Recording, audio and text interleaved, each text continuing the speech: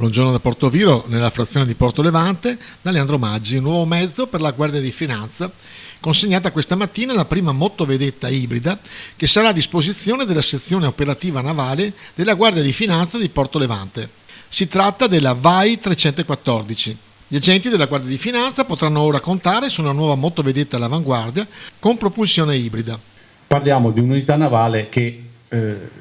dal punto di vista, diciamo, della grandezza non è un'unità navale grandissima, quindi dice perché siamo qua, o qualcuno si potrebbe chiedere. A conoscere questo tipo di unità che ci permette di fare molte ore, di svolgere molte ore di servizio senza consumare una goccia di gasolio, e questo anche dal punto di vista, diciamo, dei consumi è già interessante, e senza nemmeno emettere un microgrammo di CO2.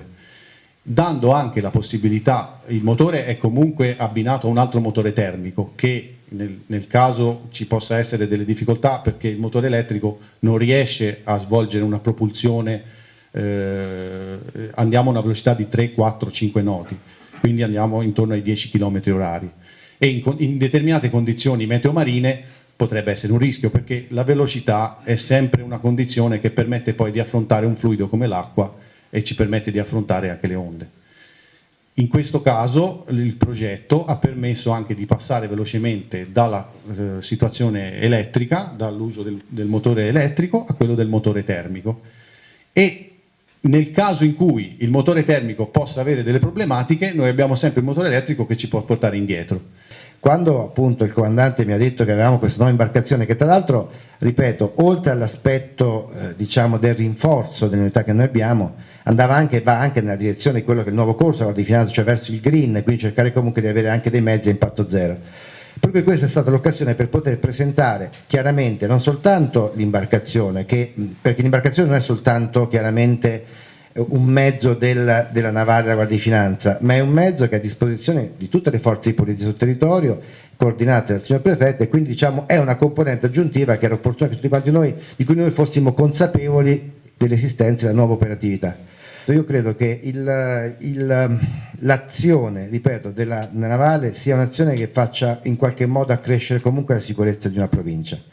e credo che questa provincia quindi anche con questa nuova assegnazione abbia dimostrato che tutti noi che lavoriamo, i colleghi, le autorità che sono presenti, che sono anche amici con cui ci muoviamo ogni giorno per cercare di garantire al massimo la sicurezza del territorio, credo che questa della navale sia una componente molto importante, e quindi l'occasione era anche un'occasione, come si dice, ghiotta e utile, per poter dare un attestato di stima e di considerazione e di apprezzamento e di condivisione con tutte le autorità del territorio dell'opera, di questa importante articolazione operativa, che spero che questa nuova imbarcazione riesca ulteriormente a sviluppare la propria azione anche con delle caratteristiche chiaramente diverse, per cui credo che sia comunque un fattore di crescita per tutta quanta la provincia, e anche un po' una soddisfazione il fatto di avere, appunto, dopo delle 5 che sono state assegnate, di cui 3 Venezia e 1 Livorno, questa è la prima, è la quinta, ma è la prima che abbiamo quindi nel territorio, e quindi diciamo siamo anche soddisfatti di questa forma di assegnazione che ci ha accolto comunque con grande soddisfazione. Ovviamente non posso tralasciare il difficile momento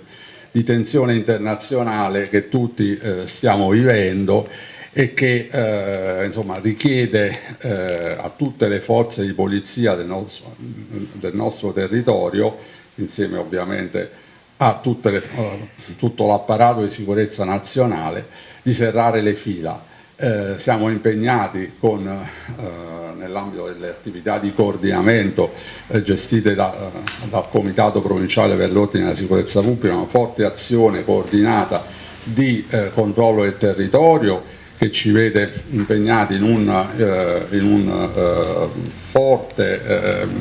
rafforzamento dell'intero dispositivo di sicurezza a terra e a mare. Anche a mare abbiamo